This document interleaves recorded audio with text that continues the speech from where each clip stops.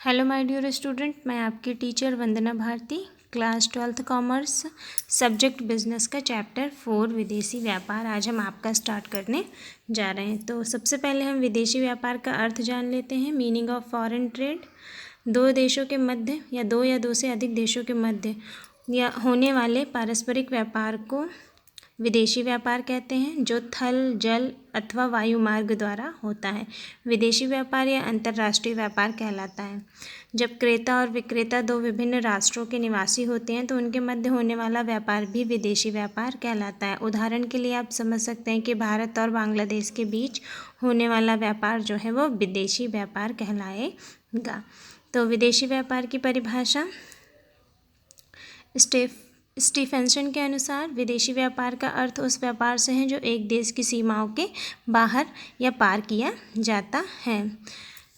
विदेशी व्यापार के प्रकार या भेदों के बारे में जानते हैं। विदेशी व्यापार 3 प्रकार के होते हैं: आयात व्यापार, निर्यात व्यापार और पुनर्निर्यात व्यापार। आयात व्यापार यानी कि इम्पोर्ट ट्रेड के बारे में आप लोग जानते हैं। जैसे कि मान लीजिए, जब एक देश द्वारा का व्यापारी दूसरे देश से के व्यापारी से माल क्रय करके उसे अपने देश के अंदर मंगवाता है तो इसे देश का आयात व्यापार कहते हैं। जैसे भारत ईरान से पेट्रोलियम पदार्थ खरीदता है तो यह भारत के लिए आयात व्यापार कहलाएगा।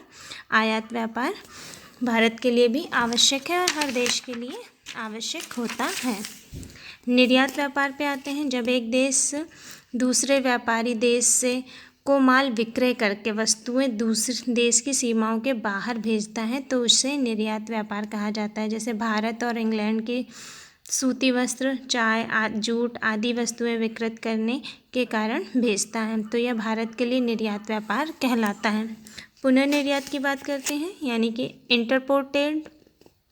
जब एक देश द्वारा माल किसी दूसरे देश से आयात करके स्थानीय उपयोग की अपेक्षा किसी अन्य देश को निर्यात करने के लिए किया जाता है तो ऐसे व्यापार को पुनर्निर्यात कहते हैं। या तो आप इस तरीके से पुनर्निर्यात को समझ सकते हैं, जब कोई एक देश किसी दूसरे देश से आयात करके उसे तीसरे देश को निर्यात करता है तो इसे पुनर्निर्यात व्यापार कहते हैं।